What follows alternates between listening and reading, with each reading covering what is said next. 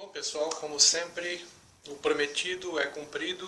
Eu estou fazendo esse vídeo que espero que chegue até o senador Aécio Neves, que é um convite, né, para que ele venha me visitar e eu vou explicar os motivos. Antes disso, eu queria fazer um apelo a Aécio Neves, porque, veja, nós compramos aqui, ó, uma farinha de primeira. Essa farinha aqui, porque a minha esposa é mineira, e ela me falou que o mineiro ele tem um atrativo pelo bolo mineiro, etc. Eu tentei cozinhar, fazer um bolo para esperar o senhor,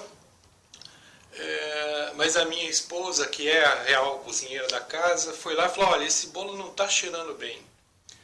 E eu fui lá e estava cheirando sim, eu tenho certeza que estava cheirando. Mas enfim, o bolo não deu certo, e o senhor também não respondeu o meu convite, e a gente fica para a próxima. Quem sabe o senhor um dia resolve, né, me visitar, ou pelo menos responder meus e-mails. Bom, para quem não sabe, a máfia de tráfico de órgãos de Poços de Caldas foi criada por um ex-deputado federal chamado Carlos Mosconi. Esse cidadão criou uma central clandestina de transplantes, gerenciava uma lista paralela e cobrava mensalidade de pessoas que precisavam de órgãos. Essas pessoas que pagavam a mensalidade em dia recebiam um órgão que vinha fora da fila de espera. Era uma fila específica para Poços de Caldas. Tudo funcionava ali. No começo das investigações ficou comprovado que Poços de Caldas recebia por transplantes mais do que a capital mineira, Belo Horizonte. Mas ficou provado e não deu em nada, porque em Minas Gerais ninguém pode tocar em Carlos Mosconi. Por que não pode tocar em Carlos Mosconi? Eu vou explicar. Carlos Mosconi, ele é braço direito praticamente de Aécio Neves. Em 2002, quando a situação começou a ficar muito complicada para a máfia, por causa das minhas denúncias, Mosconi resolveu abandonar Brasília, decidiu não concorrer mais um cargo de deputado federal.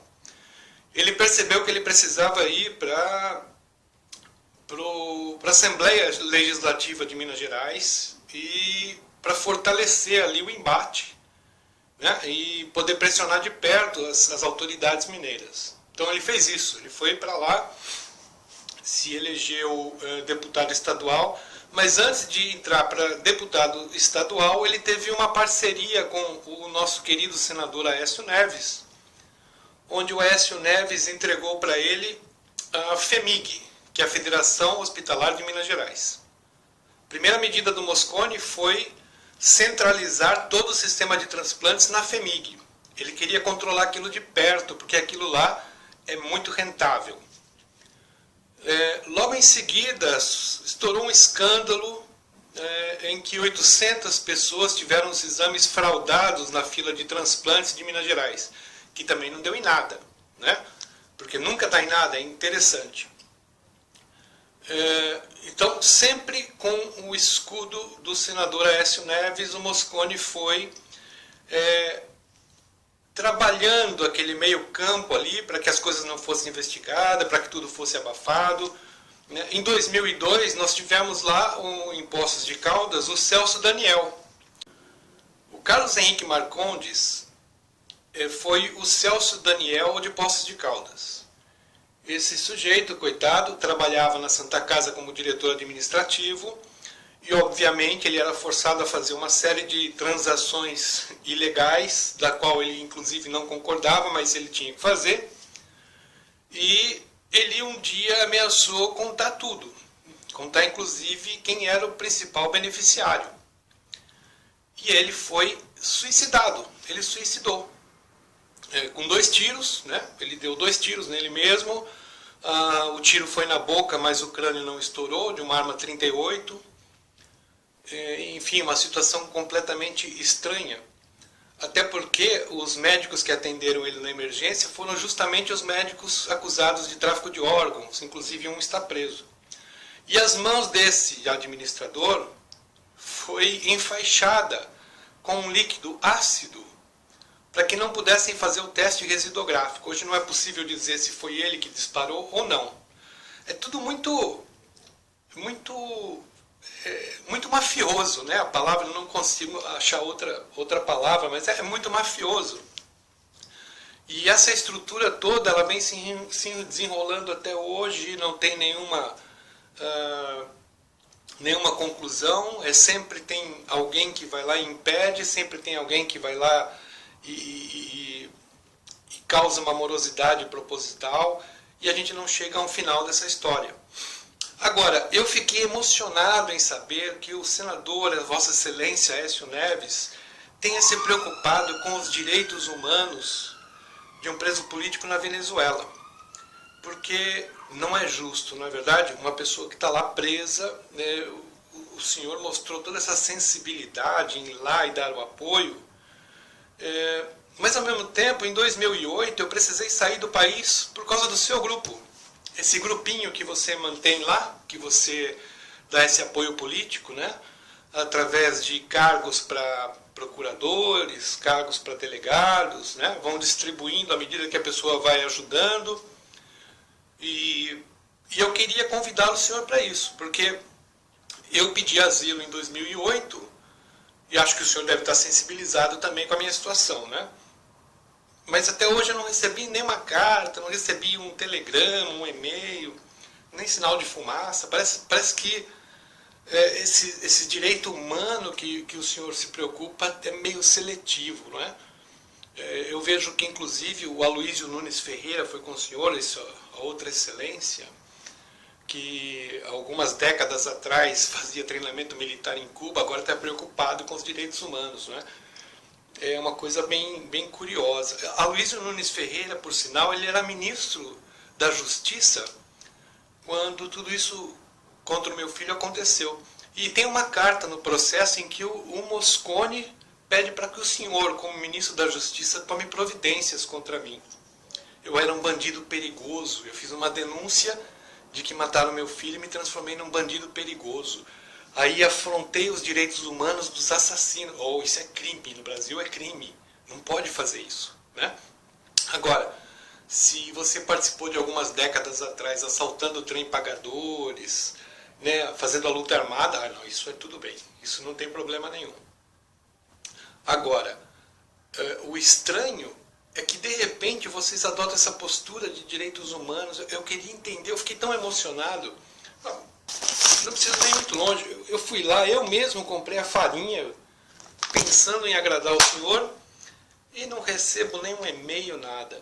Bom, agora tem um procurador, um desembargador aí que está no meu pé, está querendo calar minha boca, né? Esse desembargador, ele foi funcionário da Prefeitura de Poços de Caldas, atuou no Tribunal de Poços de Caldas, é amigo pessoal de Moscone. O senhor conhece também, né, o doutor Aécio Neves? Estão em casa, né? Estão todos ali juntinhos, e agora vocês querem de novo perseguir o Paulo Pavés, esse bandido marginal, criminoso, internacional, que está insistindo em denunciar. Eu gostaria de pedir agora, o senador Aécio Neves, já que o senhor tem tanta essa preocupação, nós poderíamos pelo menos concluir o inquérito que apura a morte de Carlos Henrique Marcondes, que dura 15 anos, fica feio, né? A polícia fica mal para o estado de Minas Gerais, um inquérito que dura 15 anos, né? Sendo que eu já entreguei as provas do crime, eu já entreguei o mandante, eu já entreguei o executor, na cidade todo mundo sabe, né? Não precisava nem se investigar muito. Bate em 3 portas, você resolve o problema lá. Mas enfim, se o senhor pudesse deixar de bloquear esse processo todo, né? Ajudar a coisa a andar, porque é o seu estado, é Minas Gerais, embora o senhor more no Rio de Janeiro, mas Minas Gerais é o seu estado, é lá que o senhor recebe os votos, né? Então o senhor poderia fazer uma média que fosse para a população mineira acreditar que o senhor está realmente preocupado com direitos humanos aí. E aproveitando, já que o senhor vai ver esse inquérito de 15 anos, tem outros 2 também processos aí que estão parados há 15 anos também, para investigar a morte de pacientes para fins de tráfico de órgãos, que a coisa não anda, o juiz determina uma série de diligências, a polícia não faz, o Ministério Público não faz. Enfim, se o senhor puder dar uma ajudazinha, já que o senhor não vem me visitar, se o senhor puder dar uma ajudazinha nessa área aí, ó, Direitos Humanos agradece.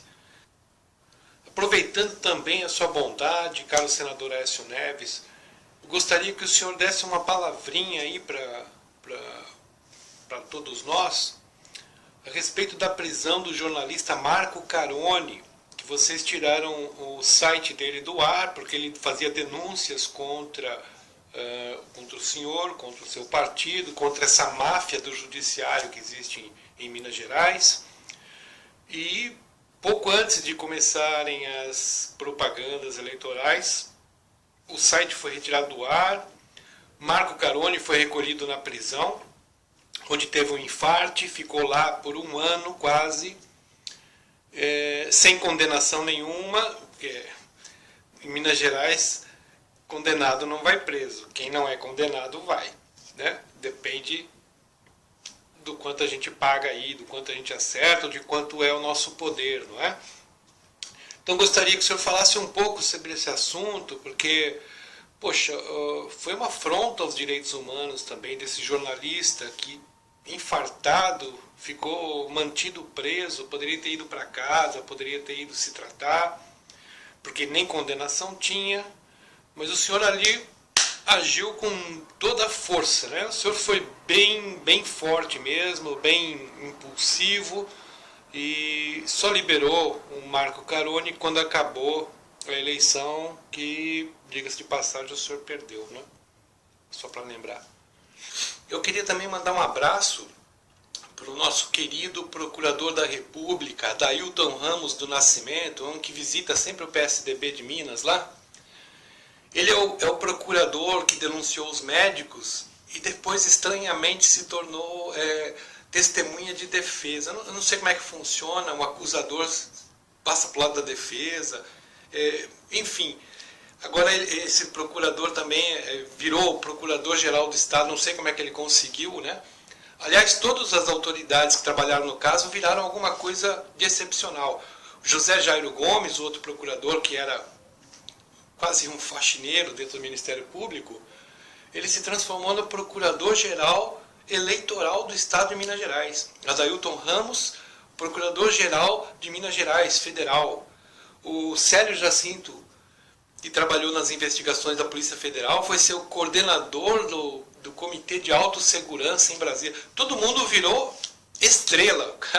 Eles se deram bem, esses caras, né? Fazendo essa brincadeira toda aí, eles se saíram bem.